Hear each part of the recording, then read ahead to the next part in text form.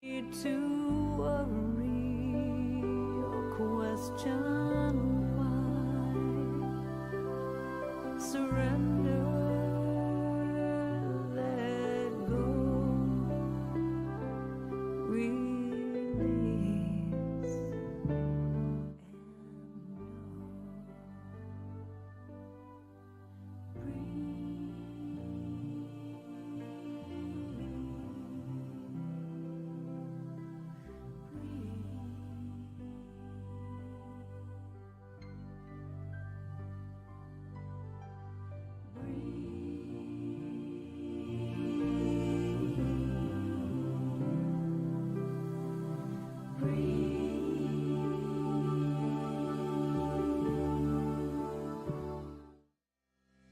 Thousands of years ago, the Buddha taught you are what you think. So a modern philosopher coined the phrase that you are what you eat.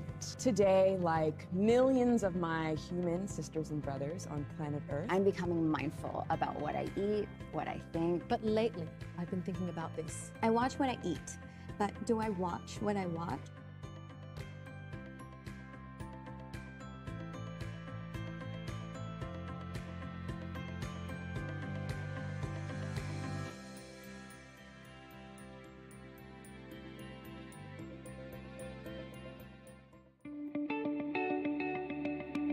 Welcome to the Brahma Kumaris, where a new world is opened up for you. From humble beginnings in India in 1936 to a global organization with over 8,000 centers in 110 countries and 1 million students worldwide, through their tireless commitment, passionate heart, and determined spirit, the Brahma Kumaris arrived in America in 1974 and have since grown to 35 main centers throughout America. There are also 2 residential retreat centers, Peace Village, located in upstate New York, and Anubhuti, located in Novato, California. I want to just share a little bit about how the centers of Raj Yoga meditation began in United States. Actually, I was in Caribbean islands and I got invitation from New York that we want to start something about meditation. And it was in 1978 I came here and we rented a very small apartment in Astoria. And from there I found that a lot of people have interest. I realized that there is so much need, and from there onwards then centers started in many other states. Our centers are safe spaces where you can explore the power of your inner world. The classes are conducted in many homes, many cities, all over across the United States. A lot of people, they learn meditation, they use it, that meditation, at their workplace, in their family, and also I find that children, young adults, because they are so much into like what really is the life about. The Brahma Kumaris are dedicated to personal and global transformation through the study and spiritual practice of Raj Yoga meditation.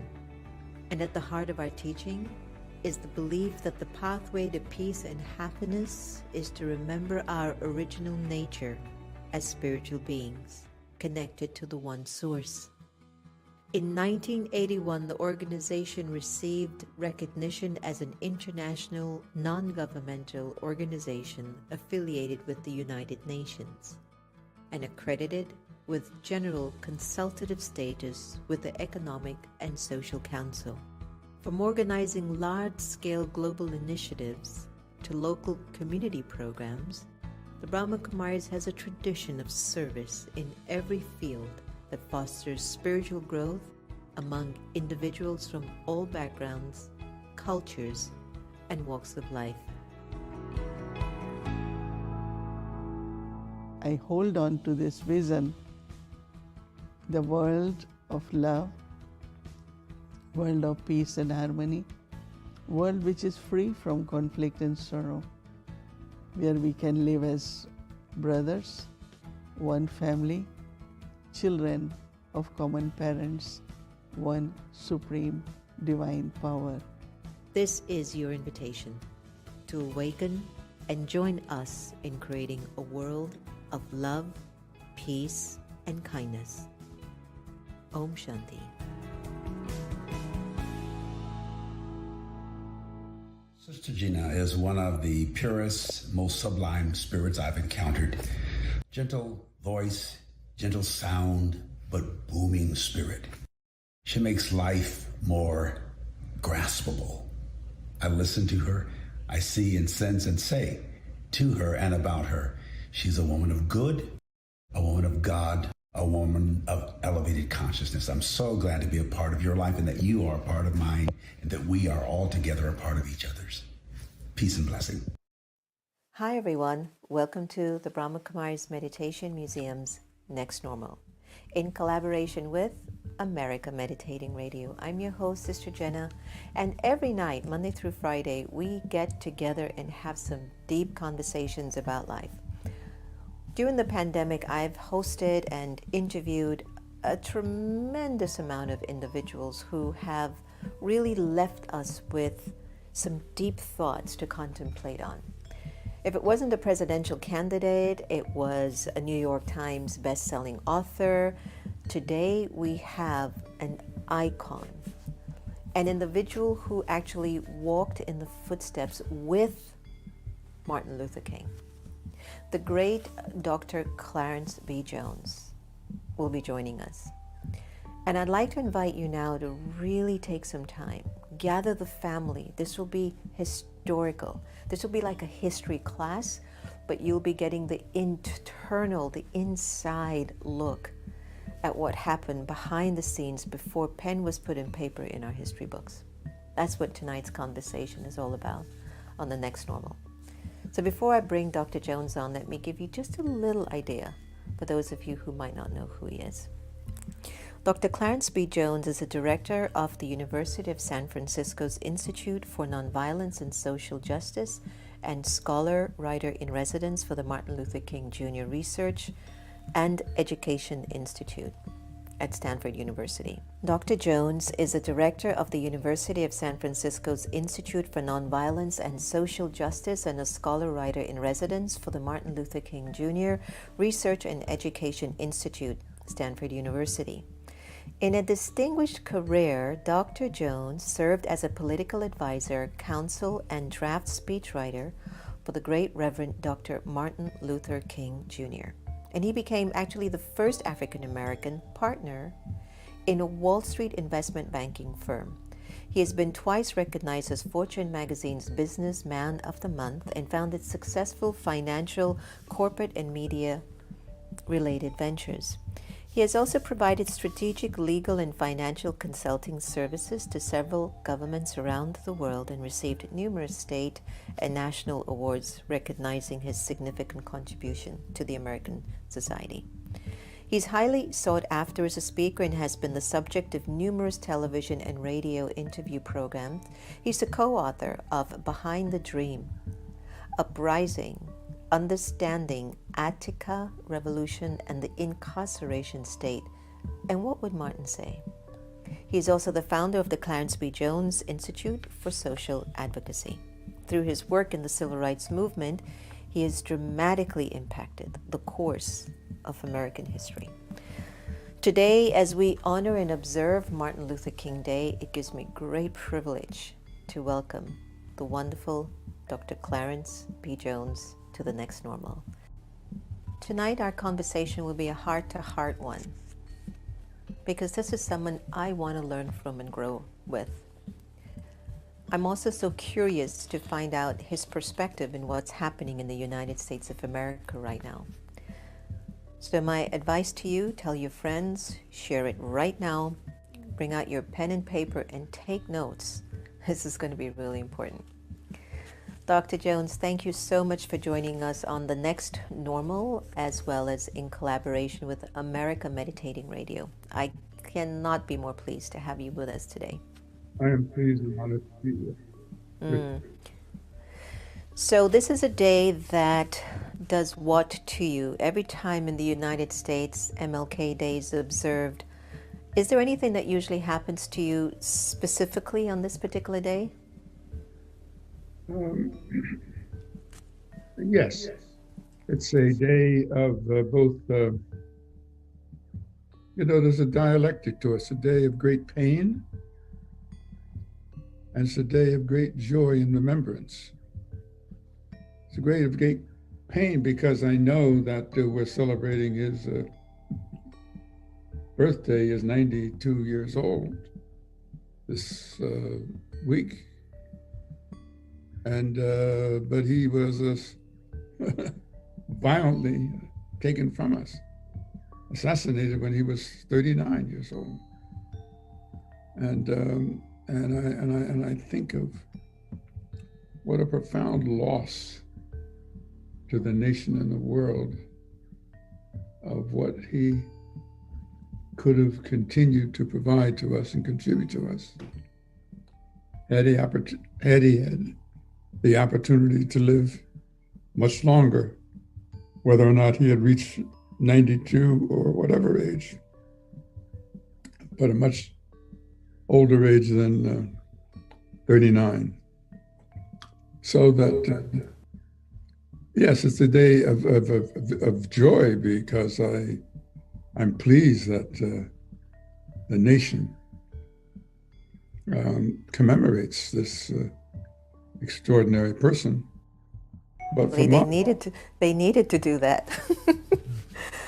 But as I said, the dialectic is of joy and pain. Where were you on that day when the soul of Martin left his body so violently? Where were you and what did you feel? What do you remember? Oh, I remember distinctly, yes.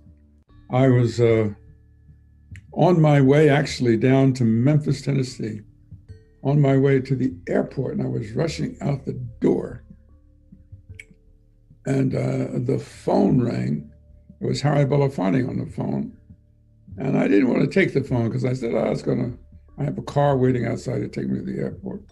But something instinctively said, well, I'll answer the phone anyway. So I answered the phone. It was Harry Belafonte.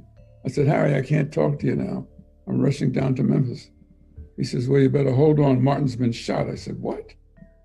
He said, turn on your television.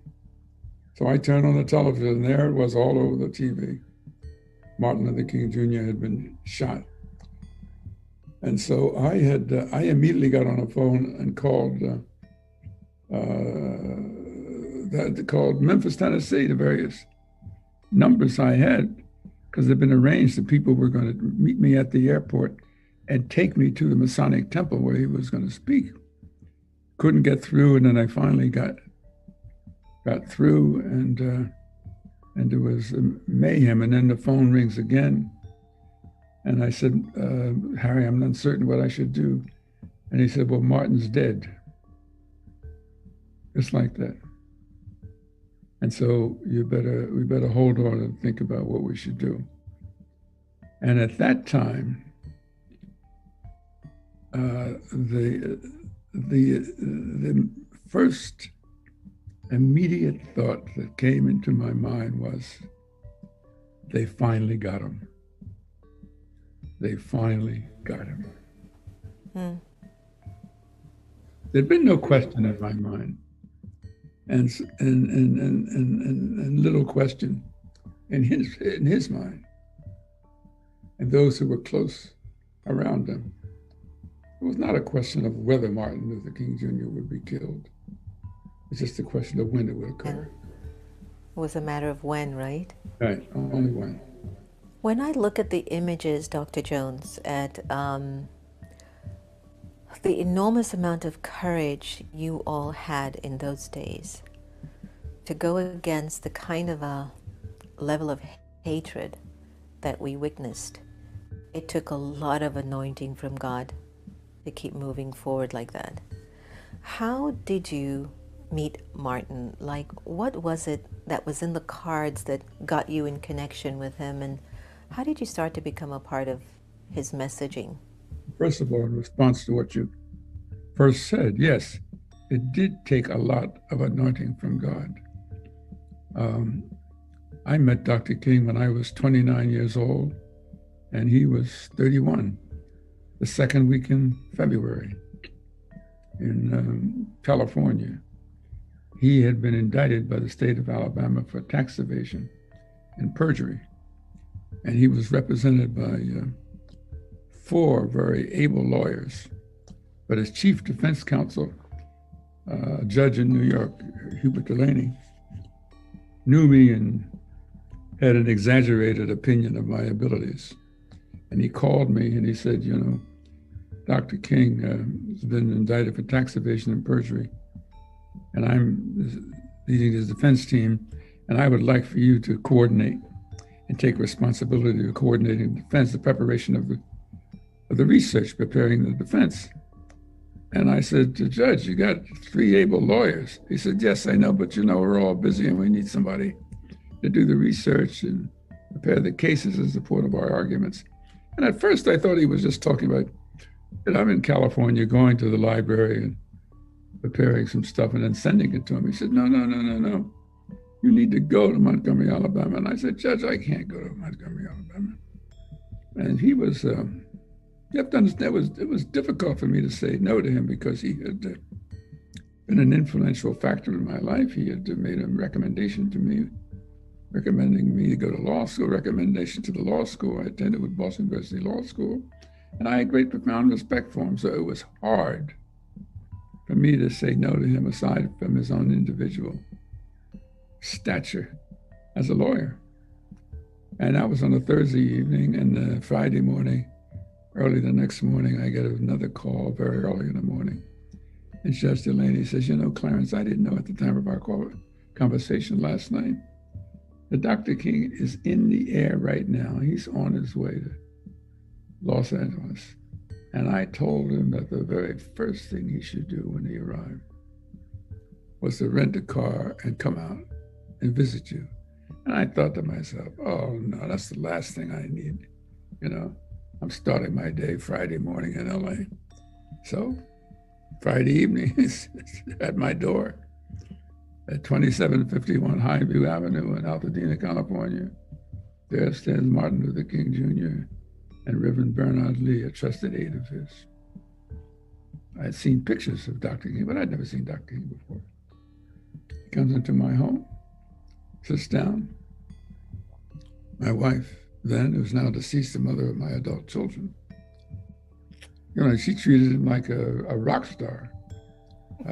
I'm sure she would. He had been on the front pages of Time, Look, and Life.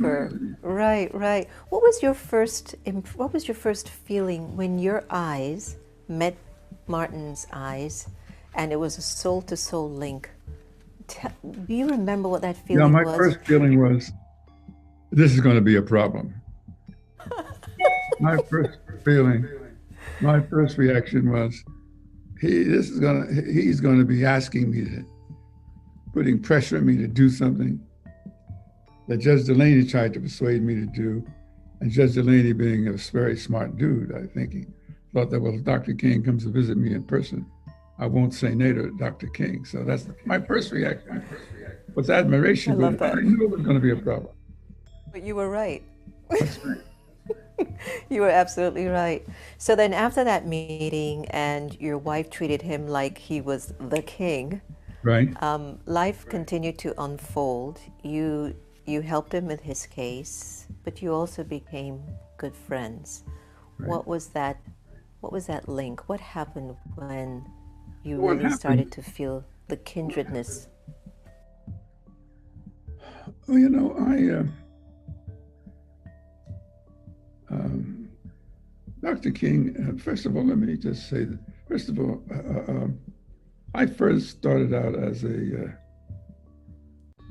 political advisor, and then lawyer, and then draft speechwriter for Dr. King. And what happened is that we developed a bond of trust. And I'd like to set the record straight. Dr. King was fully able and capable of drafting his own speeches, except that the 2 principal sources of income to the organization that he led, the Southern Christian Leadership Conference,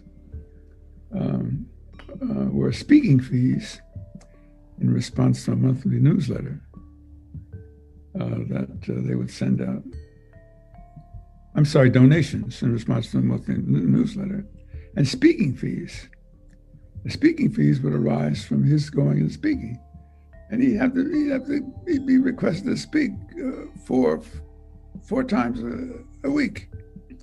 And doing that, it just became impossible for him to literally prepare to do that. So he asked my assistance, as the number of speaking requests began to accumulate, of helping him initially do research about the group or the subject. And as I began to do research around the subject, I began to further suggest how he might consider speaking about it. Now here, little known about me, but I had gone to the Juilliard School of Music before I went to Columbia University. And because at Juilliard, I learned developed the skill set of ear training. You train your ear. You learn to be able to identify, principally on a piano, without looking at the piano, what note is played, and being able to say, well, if the note A is played, that's 440 vibrations. If the note C is played, that's 426 vibrations. Anyway, you learn to immediately hear and authentically recognize a sound. So this helped me, because when I would listen to Dr. King speak, I could internalize not only the substance, but I could internalize the tonality. And so the ear training would help me replicate in words and in phrases what he would most likely say. So that's how it started. That's powerful. Now, I think there was somewhere that I had found that he used to need like a jump start with his speeches. So you would usually come in with the first few paragraphs of the idea so that he would just get going. Is that true? Yes, that is true. In addition, there was another one with the record to reflect. There was another gentleman older than me and older than Martin who knew Dr. King before I did. His name was Stanley Levison. And he had played that role earlier than I played the role. But when I came on the scene, I began to share some of that. And then for a combination of reasons, Stanley Levison was deemed persona non grata by the Kennedy administration and the FBI, and so they wanted to smear Dr. King with his relationship with Stanley Levison, who had been at an earlier part in his life a communist, but it was no longer member of the Communist Party when he met Dr. King. In any event, I got in that position. So tell me something. Is there a particular speech that's your favorite? Yes. Which one? And do you remember it? Could you do it for us? Yeah, the speech on April 4th, 1967. When he was in Norway? Time to break the silence. The speech opposing the war in Vietnam. That was a powerful speech. And ironically, the first draft of the speech that I prepared, he didn't like. It was too equivocal for him. But that was not a speech, but a document that I think is the most seminal document of the 20th century. Is a letter from the Birmingham jail. I had nothing whatsoever to do with that, except to bring him the paper to write. But it was the most extraordinary. If I had to book a little bit of that for me. I'm sorry? Could you share a little bit of that speech for us? The first speech? The one that's your favorite and from April 4th. Oh, yes, in time to break the silence, he recites about how he had, as a minister, had wrestled with his conscience when he saw the United States through its military dropping tons and tons of bombs on Vietnam.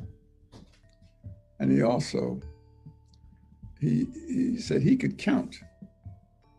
He talked about Johnson having the Great Society, but the Great Society required money. And he could see that a large percentage, a substantial amount of the money that would otherwise have been available for domestic use was being used to fund military operations in Vietnam.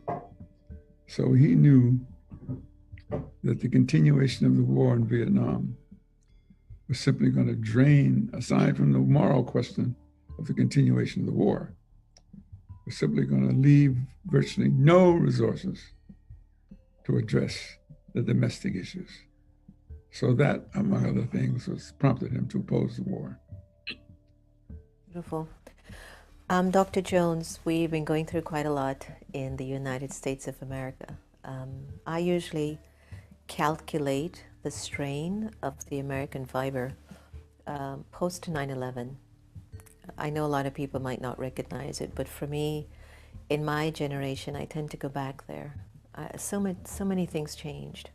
Mm-hmm. I mean, there was a time that I used to be able to have my own little parking space that I could go and park because I got permission from the Sergeant of Arms, and I used to be able to walk into the Capitol, which I used to feel was like my home.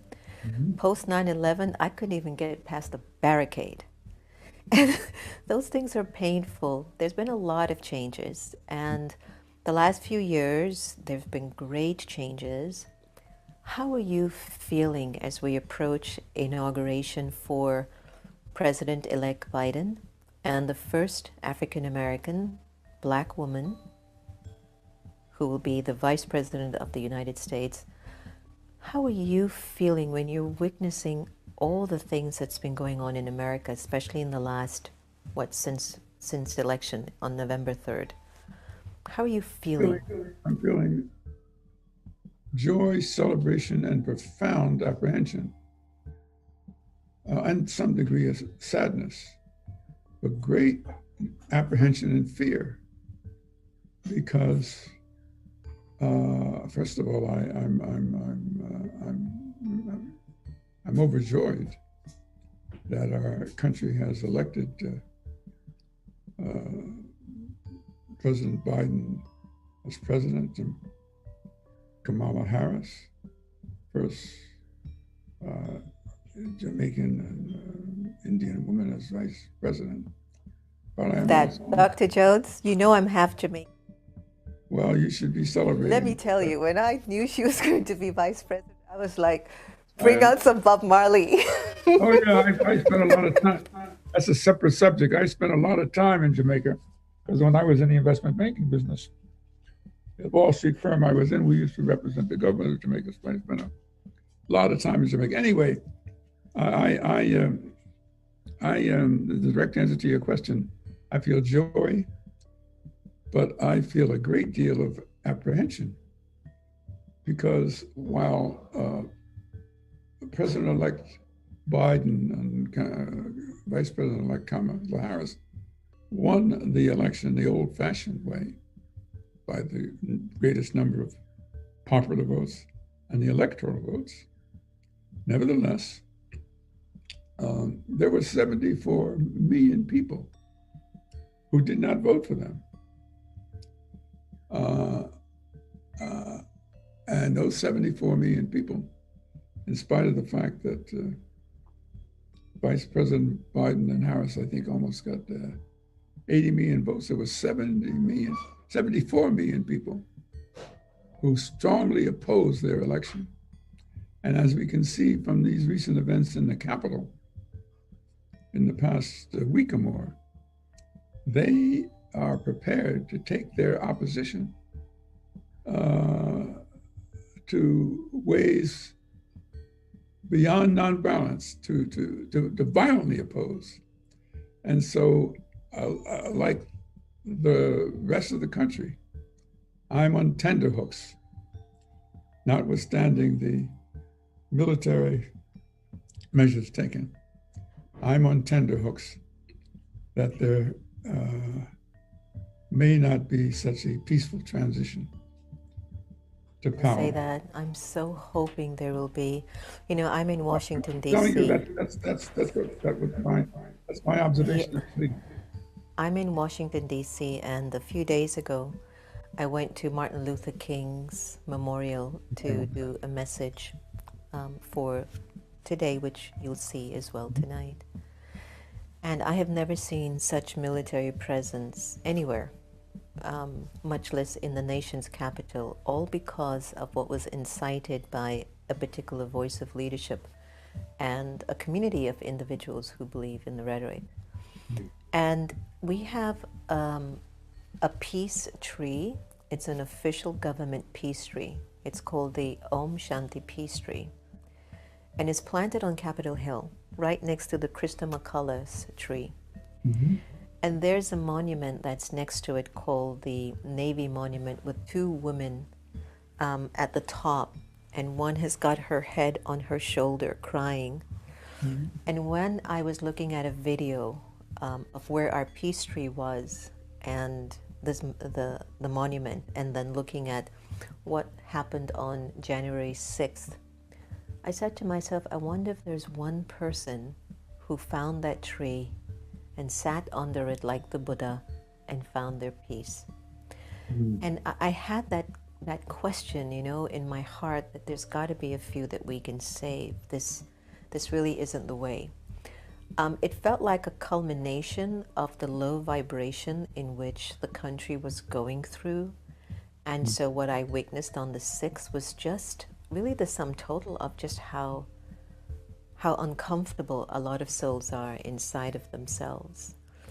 If Martin was around, or not even if he was around as Martin Luther King, but speaking from a soul level, a spirit level, what do you think Martin would say or do as he witnesses these times in the United States of America? I mean, from the time with George Floyd, Breonna Taylor, and the list goes on, till January 6th, to what's going on with the fact that we have the first African, Jamaican, Indian woman to be the Vice President of the United States. What do you think he would think or say to you? Well, he would say that the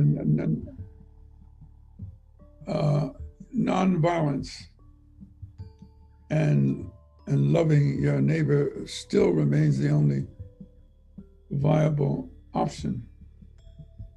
Because paraphrasing him, an eye for an eye leaves everybody blind. So it's either nonviolence or non-existence. And we don't have a choice. And he would still, I know my friends who know me, they say, you know, Dr. Jones, Clarence is going out on a deep end. He would be the first to extend the hand of love and outreach to those people who were marching in the Capitol. He would not look at them as our enemy. He would look on them as our brothers and sisters who were acting in what they perceive to be their self-interest, but who are still human beings and whom we have the capacity to love. We have to reach out to them and show them that it is in our mutual self-interest to try to address the concerns that they have non-violently and peacefully. As I said, an eye for an eye leaves everybody blind, and he would not abandon us. He would, if he was the last person standing, he would sometimes say, I would still reach out to those most vicious mobs, because I know that in their heart, it's our challenge is to reach them. Our challenge is to, he believed that there was something so deep and so inviolate and so immutable, that notwithstanding the voice would be saying all these racist words and not be saying something, would be carrying all these racist signs, that there was something deep inside that person that had more in common with him than they did in opposition to him. And that is because, following in the philosophy of Gandhi, which you are very familiar with, okay, he believed in the power of love, not romantic love. He believed in the durable capacity of loving one another, because if loving yourself is really a reflection of your capacity to love someone else. That is so powerful. You And understand? that's where so many of us have issues. We don't know how to love ourselves. I No, mean, no, I don't think. if you love yourself, then you don't have then you're confident enough to reach out to somebody that can call on you names, and even reaching out to violence, but you can get beyond that.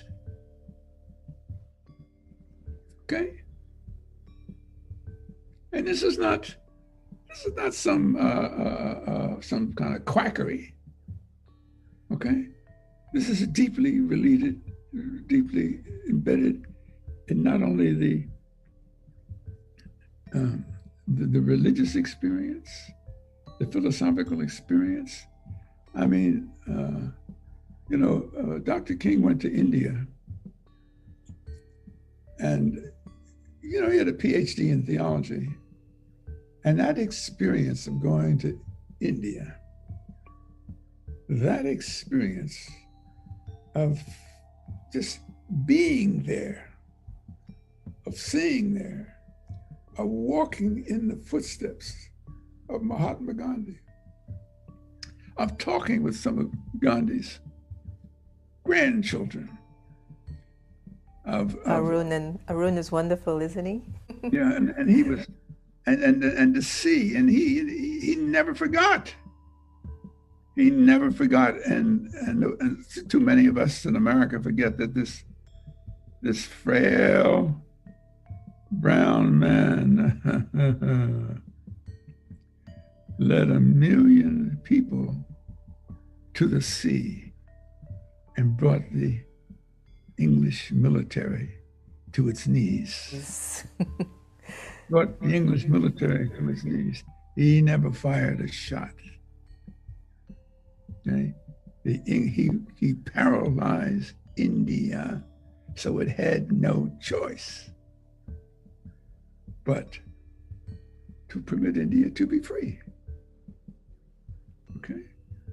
They didn't do that by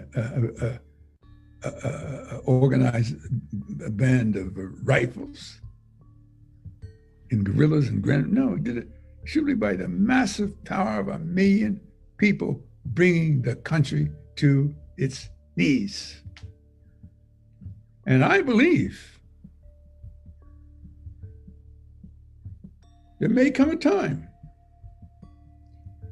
if we are not able to peacefully reconcile these differences between the so-called Republican and Democratic Party and people who invaded the Capitol, there may come a time where we may have to have millions of people marching into the state capitol and saying enough is enough. Enough is enough, America. We are all one. We have got to stop killing one another. We've got to learn to live with one another. We had one civil war, killed 620,000 men, equivalent to 15 million of a population on today's population stats in the United States. We did that. We don't need to do that again. Again, to be repetitive, it's either coming together cooperatively in nonviolence or non-existence. So I hear some of my people say, oh, these people who voted for Trump with this, and I said, hold on now. I said, I know several of people whom I know and respect who voted for Donald Trump. They are suddenly no longer people. They are so longer not capable of my friendship, capable of my love and respect. No. Okay? We have to find a way. We have to find, I refuse to concede that one person, charlatan, one person by the name of Trump can override the power of the capacity of the American people to love one another. I will not concede that. And amen to that. I won't either. I'm with you on that one. I think that if we focus our attention on the lower energy, there's an acronym that I use a lot, Dr. Jones. It's called ALGE. A for anger, L for lust, G for greed, A for attachment, and E for ego. And I feel what's happened is that there's this virus of algae that has entered everyone's consciousness. And maybe this pandemic, and maybe us being on lockdown, and maybe all of these events that are taking place globally is actually forcing us to turn our attention inwards and find the love that we are, find that energy of love that God put in us from the beginning.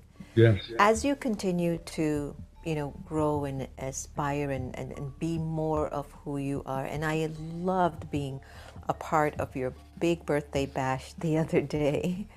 What do you still want to get done?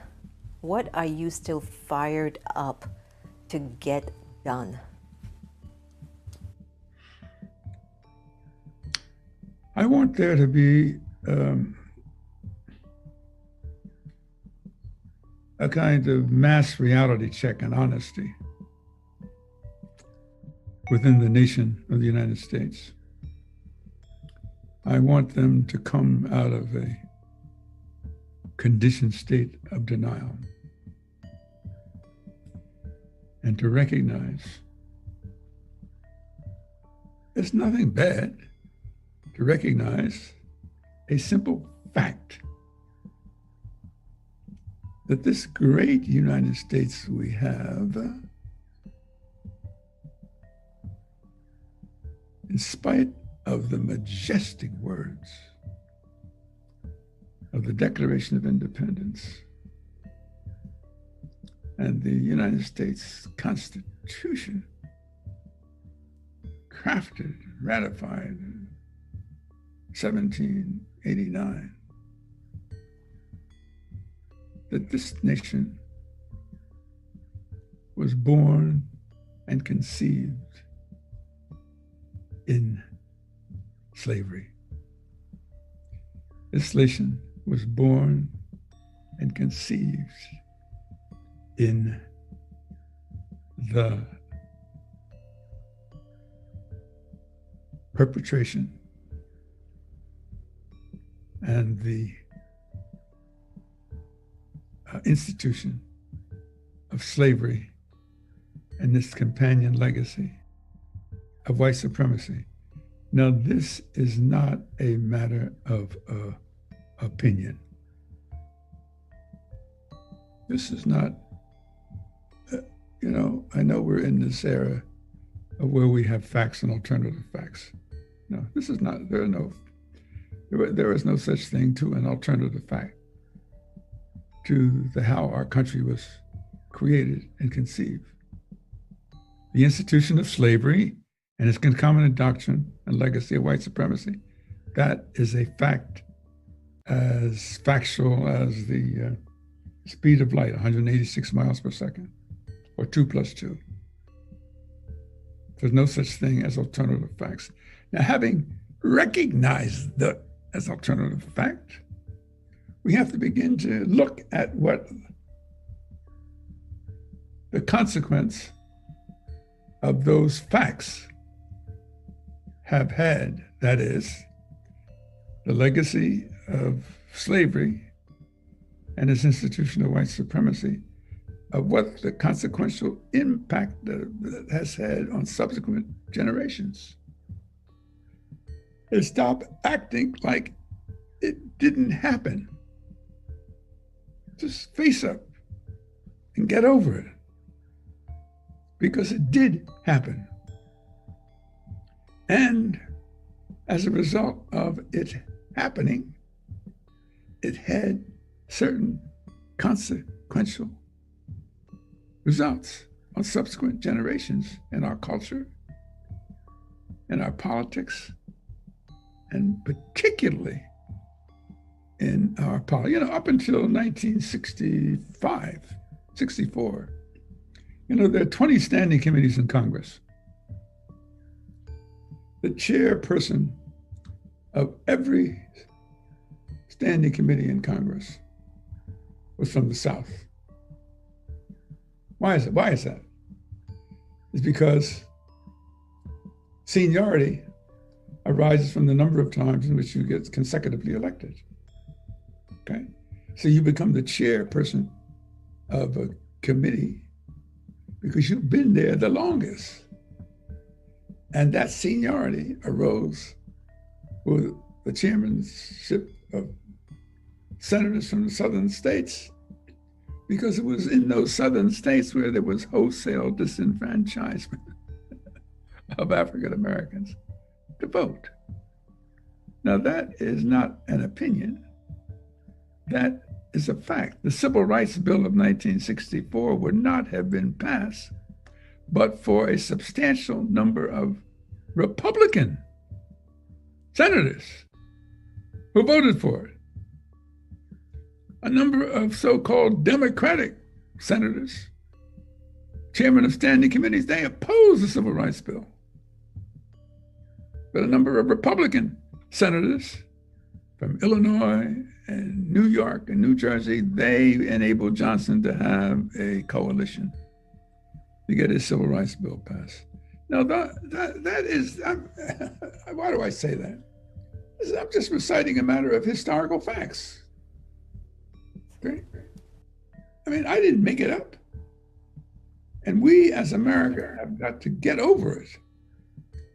We've got to stop feeling so embarrassed and not having to acknowledge that we were a country that was created out of a political institution of slavery and racism, notwithstanding in the extraordinary document of the Declaration of Independence and our U.S. Constitution. Okay? And so we've been trying to reconcile that ever since our Civil War. And it's my intention and hope that we're going to get closer to that reconciliation. There are a lot of youths today that are a little bit confused, Dr. Jones, as we get to almost the end of our beautiful conversation. But let's say between the ages of 13 to 25, especially young African American men, what would you tell them to thrive towards? What would you tell them now?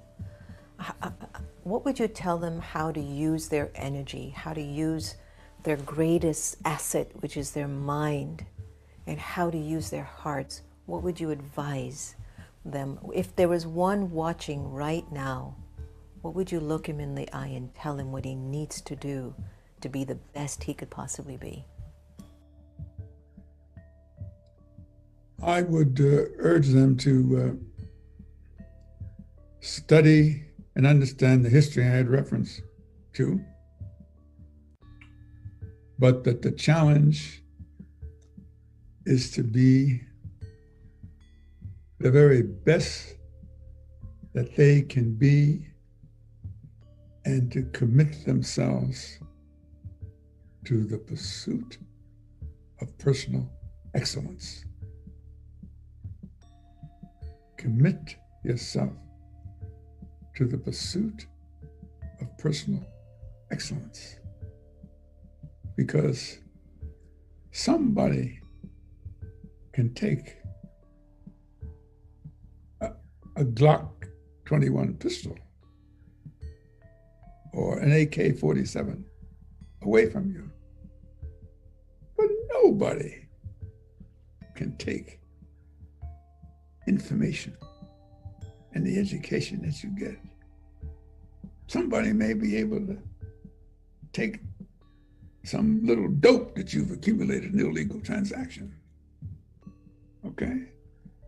Somebody may be able to break up a relationship you have with somebody, but nobody can take away what you put inside your mind,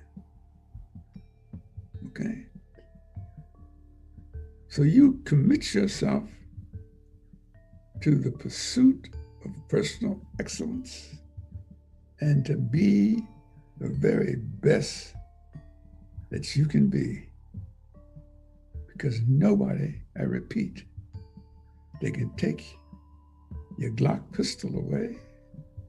They can take your dope away if you're involved in something. They can take a lot of material things away, but they cannot take away that education. Yeah, that education. What about our young African American women? They are moving leaps and bounds in the United States of America. Stacey Abrams led such a powerful movement in Georgia to win 2 extra seats in the Democratic Senate, in the Democratic Party for Senate. There are many African American women. The list is endless. Michelle Obama, Oprah Winfrey, Vice President-elect Kamala Harris. They go on and on and on and on. Right now, young African American women have so many mentors to look towards, to build and grow themselves. But there's still some that don't believe as much in their value or their self-respect or self-worth. And they might be going down a particular avenue that's not going to, it's not their best. What would you advise a young African American woman? How should she walk with her dignity and her power? What would you tell her? I would tell her that who she is not reflected by what some other person, particularly what some male or man says, or even what another woman says. Who she is reflected by what she is when she looks into the mirror, okay? And to go through a little self-mantra. I am somebody. I am somebody. I am somebody. I am beautiful. I am beautiful. My beauty and my somebodyness does not depend upon some third-party validation. It depends upon my sense of self-worth and validation. Now, I'm a religious person. I'm a religious person. So I would say, person you have to be thinking about, remember who loves you. And it's not Johnny Q a James F. around the block.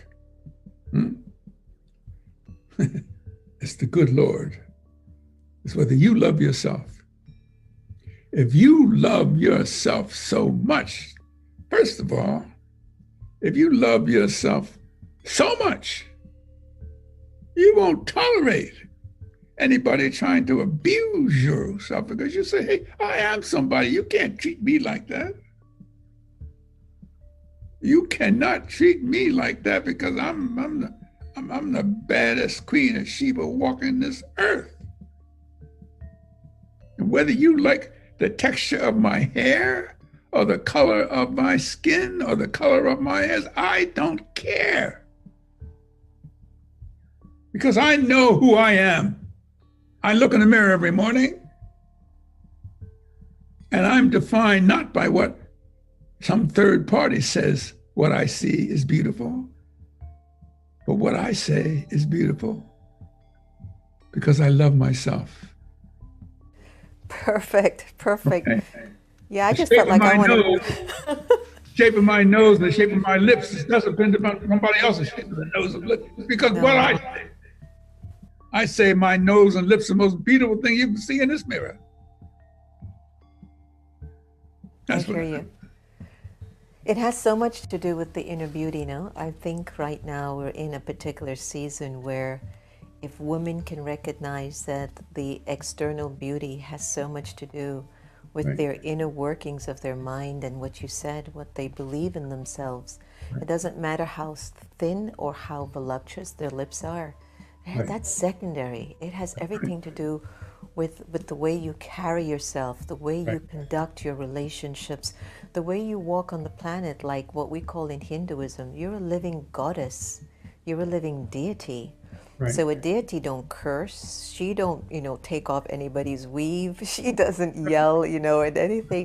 The deity respects herself, so she naturally will look at you with that respect, even if you're acting up.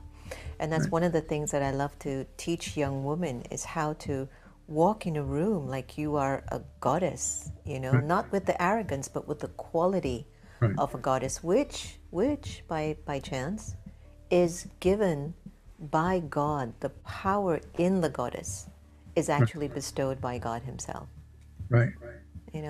So listen, we're coming to our end. Oh no, I feel like crying, but I can't. And what I usually do at the end of some of our shows, we do something called rapid spiritual fire. So what I do is I ask one word. I mention one word, and all you have to do is tell me what's the first word that comes to your mind. You ready? Yes. God. Love. Martin Luther King. Courage.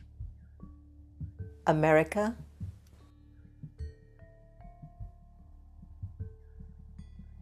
It's tough. Challenge. Paused on that one, huh? Yeah. Paused on that one. Clarence B. Jones.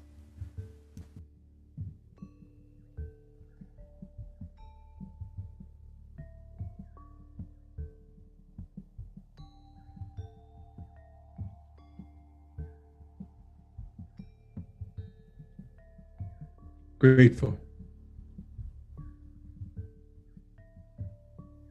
Perfect. It's perfect. This has been so meaningful for me, and I want to thank you for your passion, your love, your dedication, your commitment, and for the work that we're still here to do together. And are there any other thoughts that you'd like to share with our wonderful audience? Anything you'd like to No, only to say that I really, at the risk of being repetitive, I really do believe in the power of love, particularly of self-love. You have to come to respect and love yourself in spite of what some third party might say or do. You have to believe that you are somebody, that you are somebody special. And the reason that you're somebody special is not only are you a reflection of, see, I'm old-fashioned. I don't think that God makes anything ugly. I think everything that God makes is beautiful. It's impossible. It's impossible for you not to be beautiful because you're a reflection in the image of God. Now, you may not say, well, I don't believe in God. Well, you will believe in yourself by looking in that mirror.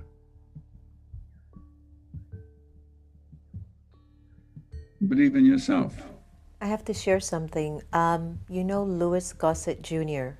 Yes, I do very well. So I told him we were going to have a conversation today, so he extends his heartfelt love to you, and he also just recovered from COVID, by the way.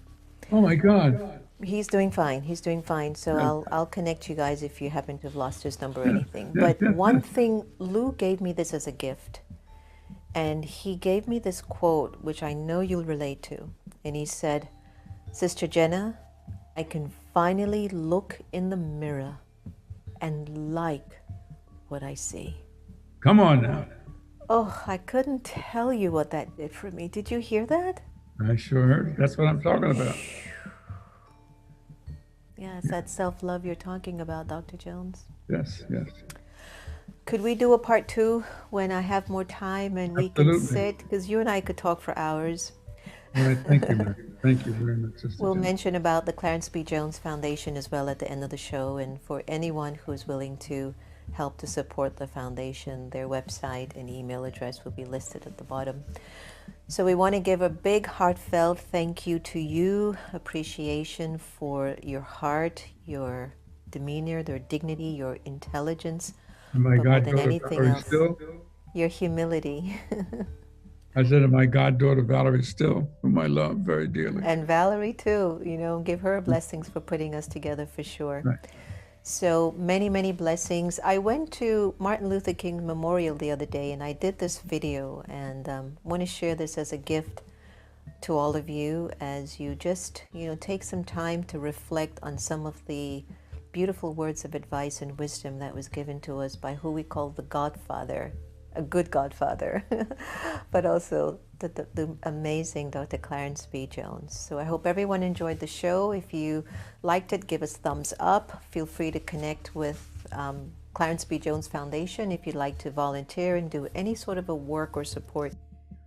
Dr. Jones is very interested in raising a new generation of empowered youths who can really make a difference, because that's our future. That's our future. Some of us, we're a little bit, think we've grown.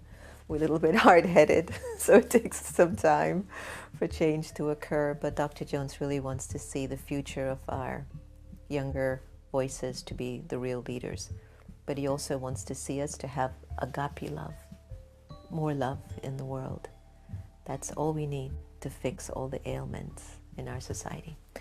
So enjoy this video, and thank you so much for joining us on America Meditating Radio, or America Meditating and the Next Normal. It's been our delight. Have a great evening. Thank you.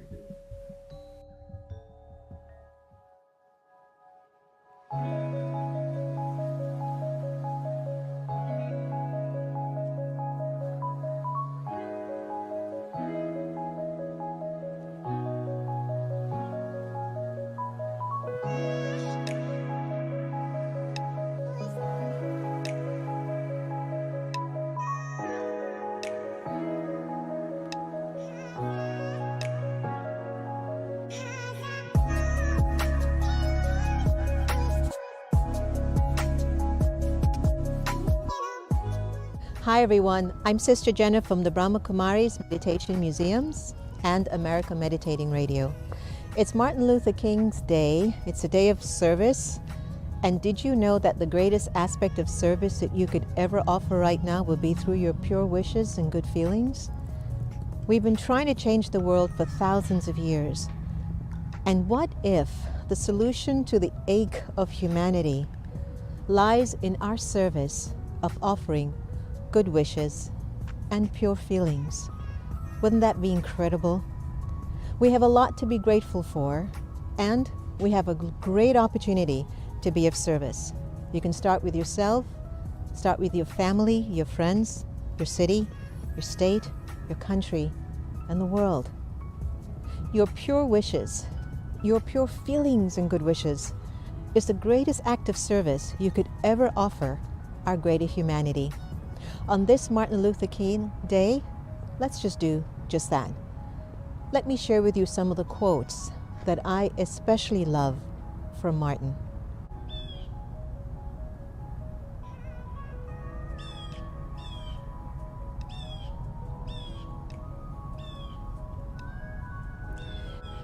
We shall overcome because the arc of the moral universe is long, but it bends towards justice. How timely is that particular quote at this particular time? Here's another one that I love very, very much. Darkness cannot drive out darkness. Only light can do that.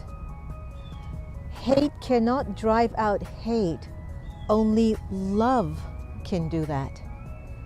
So for this Martin Luther King's Observation Day, and for this day of national service, let's take out all the darkness by having our pure feelings and good wishes.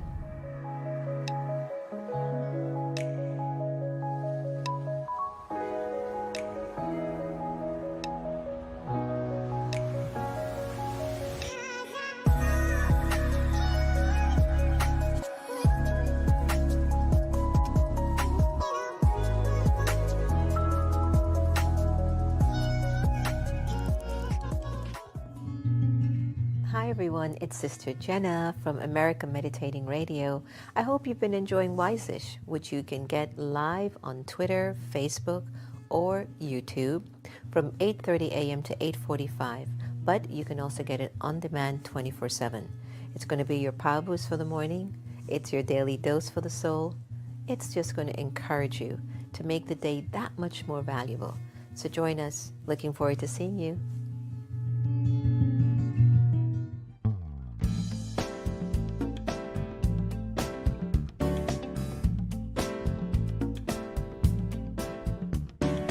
Thank you for this day, Spirit. Thank you for this day. Thank you for this day, Spirit. Thank you for this day. This healing, this healing, this healing day. This healing, this healing, this healing day. Thank you for this day, Spirit. Thank you for this day. Thank you for this day, Spirit. Thank you for this day. This healing, this healing, this healing day. This healing, this healing, this healing day. Thank you for this day, Spirit. Thank you for this day. Thank you for this day, Spirit. Thank you for this day.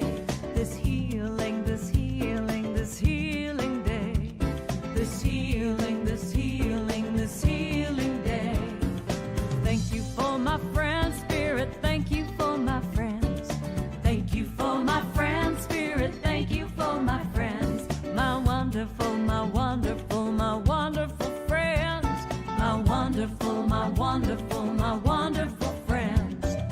Thank you for my friends, Spirit. Thank you for my friends. Thank you for my